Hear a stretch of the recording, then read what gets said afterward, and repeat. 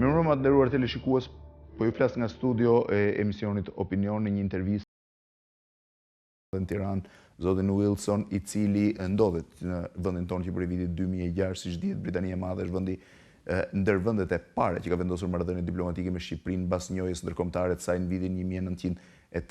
Në vazhdim ka qenë një nga vendet që ka pasur marrëdhënie intensive deri në vitin 1946, kur ato janë ndërprerë për të rilidhur sërish në vitin 1990 pas rënies së regjimit komunist. Gjithsesi, ambasadori Wilson do të flasë sot për angazhimet kryesore të tij në Tiranë, për raportet midis Britanisë Madhe dhe Shqipërisë dhe për fushat ku ato janë më intensive. Padyshim që në vijim të intervistës do të kemi një fokusim dhe tek marrëdhëniet që lidhen me Kosovën dhe me Maqedoninë. Ambassador Wilson, thank you for being here today. Thank you very much. I'm delighted to be here. I want to ask you for the main issues between Albania and Great Britain. What are? Well, I think there's a whole range of issues. I think one of the things I would say is that the relationship between the two countries is excellent and is a very friendly one. What's mean excellent? Excellent means that we work very closely together. We have a whole range of issues. For instance, the international and the regional political situation. We discuss them in detail at times, and we find that in general we see things exactly the same way. So it's good to have that. But there is also a whole range of other things. I mean, there's cooperation in law and order issues, of course, where our law enforcement bodies work very closely with the Albanian law enforcement bodies. And in general, which are the collaboration between two countries? Where is the most significant collaboration? I think the most significant is in these two areas I've mentioned. General, the view of the political scene as a whole. Regional, for example. Yes. We share the same views on most regional issues. And Albania plays a very important moderating role, and we appreciate that very much. Moderating role for? A moderating role for places like Kosovo, obviously. And Macedonia? And Macedonia as well. And it's important that Albania continues to play that sort of role, because these issues are issues that can obviously be resolved through negotiation, and somebody needs to encourage that negotiation. And Albania has done that very well. We do it at the same time. And so working together with all our other allies is actually very important. Mr. Ambassador, I heard a few days ago a discussion between the General Director of Police of Albania and the media in general about the rule of more than 100 Albanian criminals at the moment residents in London or in Britain. What is the story? Well, I don't know the figures, so I'm not going to discuss figures. But sadly, there is an element amongst the Albanians in Britain who are involved in crime in the UK or have been involved in crime in Albania. So organised crime is serious. As I say, we work very closely with the Albanian authorities and the UK authorities. And law enforcement is actually seeing real success, and that's very good. Now, I understand that General Director Prenci has expressed some concerns over that. I can understand frustration if there are criminals who the Albanian authorities have recognised and would like to bring to justice in Albania. But of course, the important thing is that we have a rule of law, and it's important that that rule of law is carried out in the UK and in Albania. So it's important that the courts look at this. And once the courts make a decision, then that decision is carried forward. There are appeals, of course, and sometimes that may mean that people who are wanted in Albania for some reason may not be able to be extradited. So I don't know the reasons for these individual cases, but I would say that I think that we do work very closely, and I think that will ensure that few criminals feel confident that they will be able to get away with their crimes. But is it true that few criminals or many criminals, Albanian criminals in London, they are staying with the asylum take as the member of the Kosovo community? I can't talk about individuals again, but what I can say is that we do know that some Albanians have gone to the UK and claimed to be Kosovan. They have been able to get asylum status on that basis. And clearly that is a concern if people have been not entirely truthful over their identity. So identification is very important. Identification of people, identification of nationality is very important. Yes, there is a problem.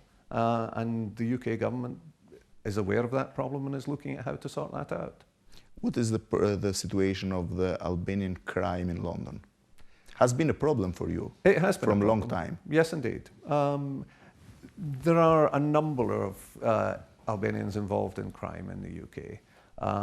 There are a number of people of other nationalities. And of course, there are quite a few British criminals as well. So yes, there is crime. That crime needs to be dealt with. And it is being tackled. It helps to have cooperation because Albanian law enforcement bodies know many of these Albanian criminals. And so working together can actually resolve. Do you have problems. collaboration with the Albanian authority police on this way? We have very close cooperation. And it's going well? And it's going very well indeed. The biggest collaboration between us is on this way, that's mean between the police and the prosecutor offices, or also in the other ways? It's across the whole scene. Yes. So yes, we have particularly close arrangements with the prosecution and with the police and other bodies. We're moving forward and we're seeing real successes. The Albania is presenting the application for the EU candidate status as soon as possible, I think, in the beginning of the March. What do you think, or what the Great Britain is thinking about this application? Our view is it's a little early. Albania should maybe be thinking a bit more about fulfilling the requirements of the SAA, the Stabilisation Agreement. Yes. Because that is the one that really Albania will be judged on. The reports on the SAA are always published, of course, and they show that there is some way to go in some of these areas. So we would have thought that to get a bit further down the line would actually be better. Also, we can understand why Albania is applying now, or considering applying now. There are other countries that are applying. There are the other countries, as Montenegro. Absolutely. And, yes. And Albania doesn't want to be left behind. I don't think there's any real idea of leaving any country behind, but each country will be considered on its merits. And I think that's the important thing that Albania should concentrate on. Let's get things right. And to be honest, there is one problem at the moment, and that is lustration law. Yes. Lustration law is a very serious concern for my country, and I think it's a concern for a number of other countries. Not the principle of lustration, but the way that the law has been constructed. We believe that it is not entirely in line with the Constitution. And since the rule of law is such an important area for any country, then we believe that it should be brought into line with the Constitution before it's taken forward. Lustration itself, we have no problem with. Can you explain me exactly what are your problems with the lustration law? Okay. Your and the other European countries' problem, yes? The main problem, as the UK sees it, is that it has a conflict with the Constitution. Now, anything that is in conflict with the Constitution is of concern. Article 4 of the Albanian Constitution makes it clear that that is the highest law in the Republic of Albania.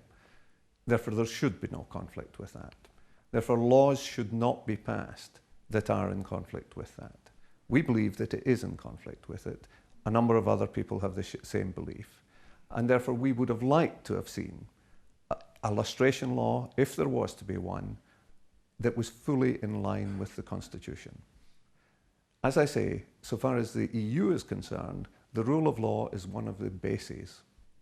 Even the other East European countries, they have the problem with the lustration law. They apply the lustration law. Why this problem just with Albania? The problem we have the lustration law in Romania. Indeed. We have the lustration law in Macedonia. Indeed. Just a few weeks ago. Absolutely. The important thing is the law actually not in conflict with the Constitution? If it is in conflict with the Constitution, then you should pass a law that is not in conflict with the Constitution. If you believe the Constitution to be wrong, then it's important to change the Constitution. But there is a constitutional way of changing that. So I think where is the contradiction with the Constitution, Mr. Ambassador? I think because the Speaker Topali said everything is okay with the Constitution, with the Albanian Constitution. I think the main problem that we see is in the way that the judges would be replaced. That is not the way that it's set out in the Constitution. As a procedure or as a principle? As a procedure.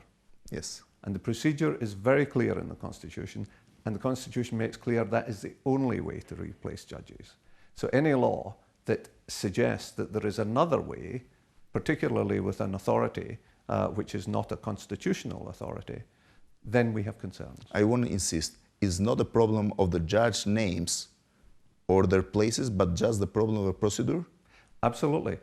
I'm not talking about any individuals, and I will not talk about any individuals. It's purely the process that is inaccurate so far as the Constitution is concerned. But some of those people, they made crimes during the communist regime, Mr. Ambassador. And they are still in the very key, important places. As I say, I'm not going to get into any discussion over individuals or what they might have done, or over whether the principle of actually tackling people who had committed crimes, that's not something, that's entirely up to Albania to consider and to take forward. But it should be done constitutionally.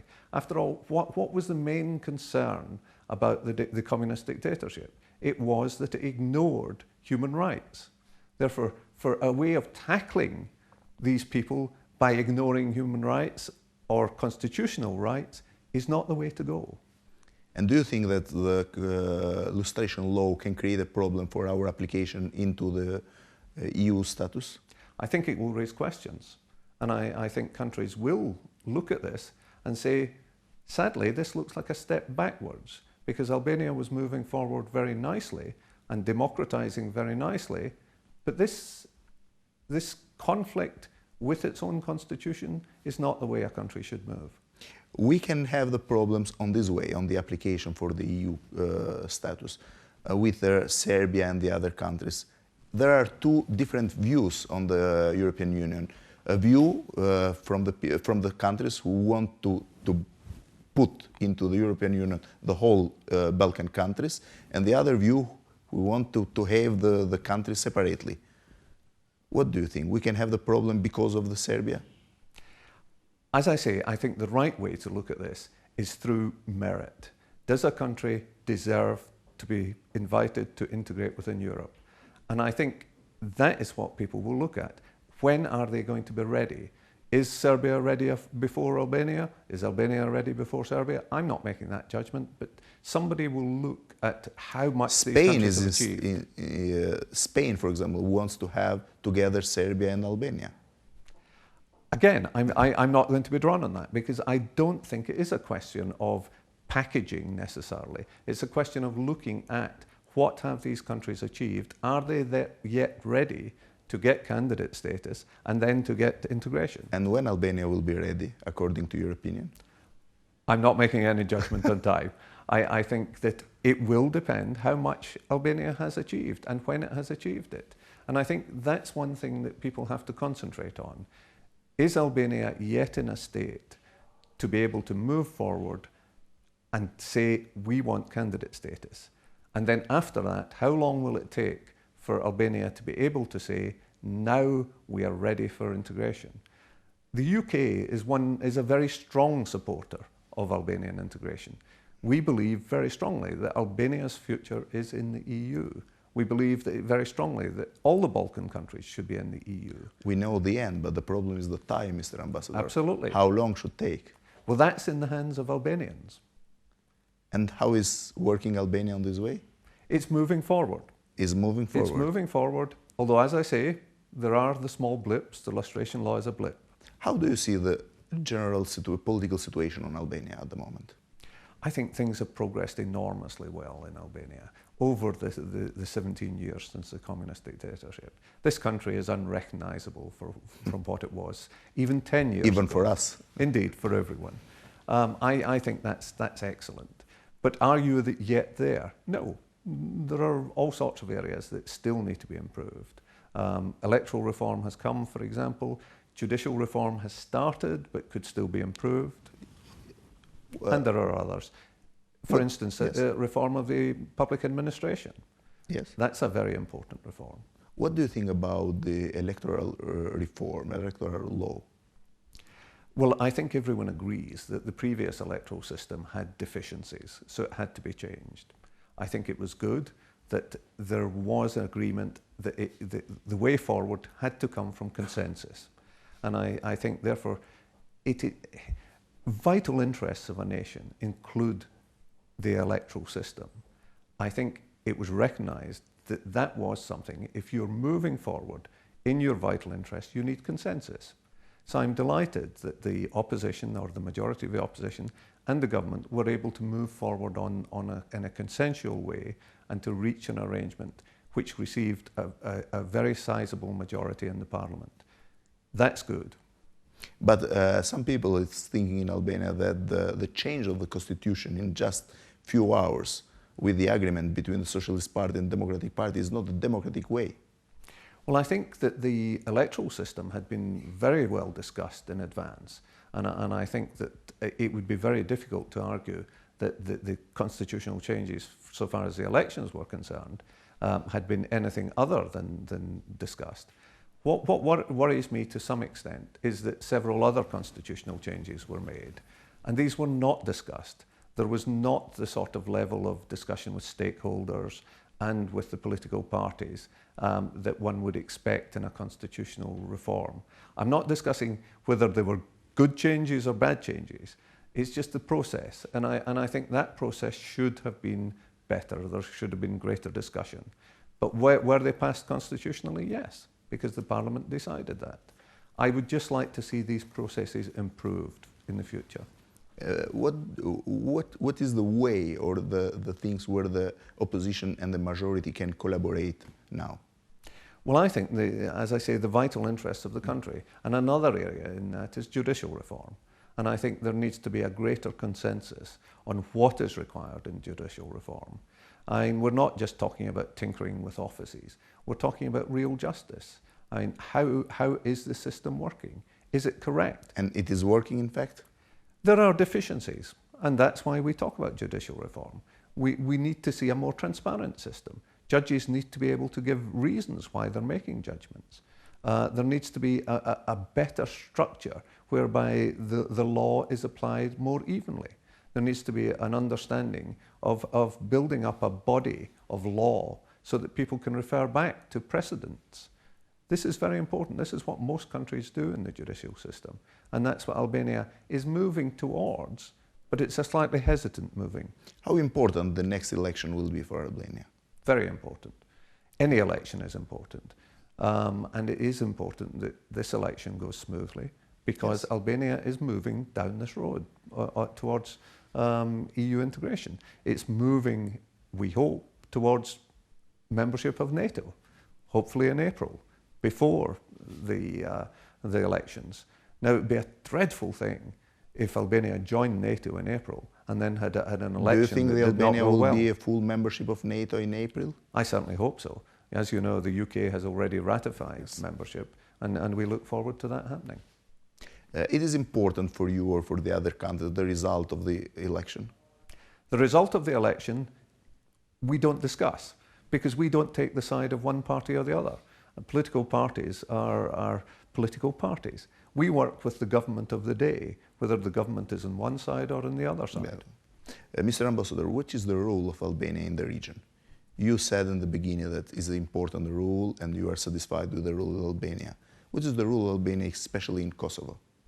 I think in Kosovo, the role of Albania is to continue to provide a moderating influence, an influence that shows that the future of this region is a peaceful future and not a future of conflict. So it's important that people learn to talk about things, because conflict can be avoided by discussion, by negotiation.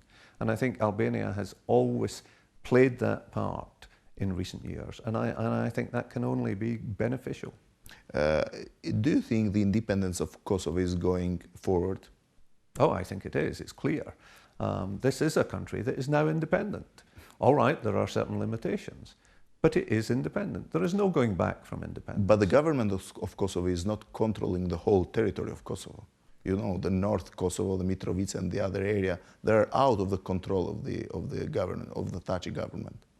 we don't make any distinction in our minds. We see this as one country, whether it's Mitrovica or anywhere else.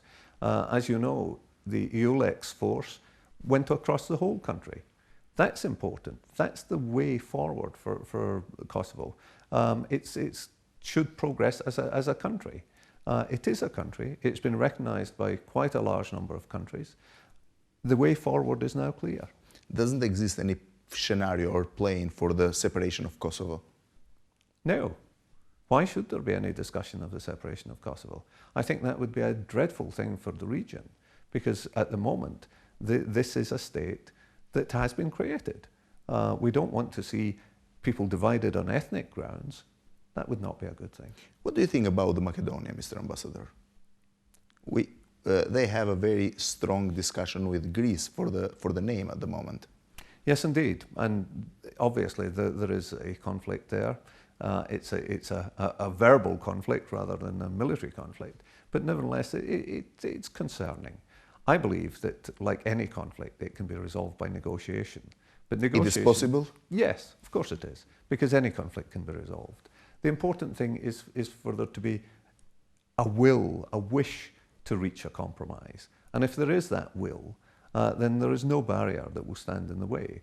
The question is there a will at the moment? Are people willing to say, well, we understand a bit better now what the other side think and what the other side wish to do, and therefore what we need to do is to find a way to satisfy them and to satisfy us. And how do you see the rule of the Albanians in Macedonia? I think that Albania has an influence on on Macedonia, not just through the Albanian population, but also as a friendly neighbour. And what Albania can do is continue to talk to Macedonia about the future and about, we hope, membership of Macedonia in NATO in the future. And of course the intention of Macedonia moving forward to integration within the EU as well. Return to the problems of Albania. One of the most important discussion we made at the moment is the liberalization of the visas with the European countries. How possible it is, this one? Oh, I think it's possible. The UK is, of course, in a slightly different position because we are not a member of the Schengen area. Yes, I know that. So the discussion at the moment is between Schengen and Albania.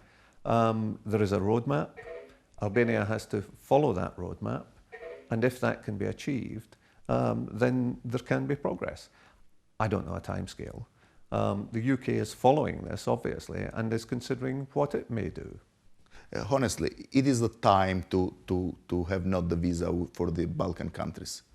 A few days ago, the students from Macedonia, they made a protest in the front of the European Commission in Brussels.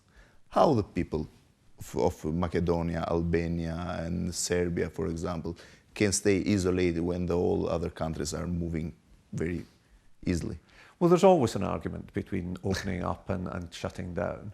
What is the way forward is finding a good way of enabling people to go to these countries for legitimate reasons. Now, of course, Albania is not a member of the EU, so it cannot have the same rights of members of the EU. Sometimes, when Albanians go to the UK, for example, they go illegally. That's not a good thing, because people have to realise that there are laws that need to be respected. While there is this problem of people going illegally or staying illegally or behaving illegally, that's going to be a problem. So that's something that we need to tackle, and that's what the countries of the EU need to tackle, and Albania itself. Mr. Ambassador, one from the discussions on Albania at that moment is the ID cards. What do you think about this process? Well, how important is for us and in the rapport with the European countries? Well, we were talking earlier about the criminal elements and the difficulty of identification. Yes. The introduction of ID cards is certainly a way to ensure, through biometric data, that the identification is not a problem in the future.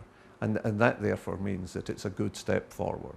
But it's also very important, as we all know, in the elections, because the problems over certificates in the past have created conflict between the parties over whether people were allowed to vote or whether they voted twice or whatever. So if that can be avoided, then that's a very good thing. So the introduction of ID cards is very good. But is it being carried out correctly? Well, it's a difficult system to introduce. It's a major IT project, and yes. IT projects always hit problems at the beginning. So there may be the odd problem. But I hope that the government will be able to ensure that everything is resolved in time, so that there is no discussion after the elections particularly, but during the elections as well, over whether people were allowed to vote legally or illegally. But how important is in our relation with the foreign countries, especially for the liberalization of the visas, including the new passports? As I say, the identification of people is very important. Biometric data has changed everything. That means that people can now be identified without doubt or without much doubt. We've found that when we introduced biometric capture for visas for the UK, we were able to identify people around the world. I'm not just talking yes. about Albania, but around the world, who had gone to the UK or gone elsewhere under false names. If you can avoid this these false practices, then you can ensure that countries are happier to welcome real people, really identified people into their countries. Do you think we are a little bit late on this process? No, I think it's important to do it when one can do it. It's an expensive process in some ways. The passports need to be yes. correct, the ID cards need to be correct. All countries are doing it, and it's only in the past few years that they've been doing it. So no, I don't think Albania is particularly late. Mr. Ambassador, what about the British investments in Albania? This is a question that people often ask me about, and it's one that I really don't have much control over, because of course it's not a government-to-government thing. Yes, it's the private sector, and the private sector have to make their decision on a whole range of issues. One of the things that has concerned British companies in the past is property ownership. How do they identify who owns it? Also the legal system. How much value can be put in the legal system to ensure that if we have problems, these are sorted out. So these are problems. But the good thing is I am actually seeing real British interest. Yes, in several areas. Yes, for example? For example, there is a company which is a Swiss and British company involvement in a container depot in Vlora. Now yes. That's a major process. One from the biggest investments. One of the major projects. Absolutely. Yes. I've also been talking to a number of companies who are interested in tourism development. And these too are fairly major projects. Yes. So I think there is a real interest, and I think this is something that will help both our countries, because I think opening up Albania through the container depot, through tourism development, How is a serious very good this thing. project it is, Mr. Ambassador? I'd say it's serious. It is serious. I mean, I can never be 100% Yes. sure, because things change. And of course, the present economic crisis is a problem globally, and that will affect the decision on investments. Whether it will affect this one, I really don't know. But I believe that there is a genuine interest in doing this kind of business. The next year, and even during this year, the Albania was very present on the British media about the tourism as a place to be discovered, as a nice place for tourism. Sure, not the classical tourism, but a very nice place. Why this interest of the British media about the tourism in Albania? Well, I think the British have been keen tourists for a long time, and they're always keen to find new areas for tourism. Yes. Albania is not an area that's known for tourism in the UK, or has not been until now. So people really don't know a huge amount about Albania. I think it's great that we have seen these television programs, newspaper articles about Albania, and explaining what is available in Albania for the tourists. So I think, yes, there is a good opportunity. And there were too many British tourists, too many, according to the number of the tourists before the last year. Do you think in the next year we can have more British tourists here? I think that depends on a number of things. One, the global economic crisis. Yes, which is important. Do people have the money to go elsewhere, or will more British people take holidays in the UK because it's cheaper? I don't know. So I would like to see more tourists coming to Albania. Whether they will be able to, because for financial reasons, I don't know. We have to wait and see. If I will ask you for a personal opinion about the tourism in Albania, what will you say? I think Albania is a wonderful place for tourism. You have a great history, you have beautiful scenery, the mountains are fantastic, the beaches are beautiful, you have the potential for all kinds of holidays, skiing resorts in the future, I would think. So there is great potential there. I certainly enjoy my opportunities of tourism. My only concern is that I haven't had enough time to do it. Have you visited too many places in Albania? I have visited quite a number of places, but not enough. Which is the most beautiful place? I would say some of the coastline, south coastline in the south is very beautiful. But there are other areas, the mountains, some of the mountain areas are beautiful. What is your normal day here in Albania? My normal day is one of my normal working day. Working day, sure. It involves meetings, it involves work in the office, it involves managing the embassy. And your off day? My off day, I like to get out of Tirana when I can. I like to visit other places, but I also like just wandering around Tirana, because Tirana is a fascinating city. It's a nice city? It has problems, yes, but it has a fascinating feel to it, because this feels like a city that is very active, very vibrant, and that's very impressive. I have seen you have been before in São Paulo in Brazil. It is true? It is true, yes, indeed. The development of Tirana, is the same as this of São Paulo? I would say the development of Tirana is very big for Albania, but Albania has a population of 3.5 million people. São Paulo is 22. São Paulo itself has 19, 20, 21, 22 million, so you can't actually compare them. But it's a very vibrant city, and so you can compare the vibrancy, the action, the activity of the city, even if the scale is completely different. Mr. Ambassador, when you will leave Albania, how long should be your mission here? I will be leaving Albania at some time this year. Where should be the next station? Well, my next station is retirement. I'm coming to the end of my diplomatic career. I've had a very enjoyable diplomatic career, and I'm delighted that my last posting is one that I have thoroughly enjoyed, which is Albania. And you'll stay in London, which is your city in Britain? Well, I have lived in the outskirts of London now for the past 25 years, 26 years, and I will probably stay in the same area, yes, although I'm Scottish. You are Scottish. If I will ask you about the last message to the people, to the Albanian telespectators, what will you say? I would say that Albania has a great future in the European Union, but Albania needs to take that forward, not have any steps backwards, just steps forward. And I look forward to that day when I can actually look at Albania as a fellow member of the EU.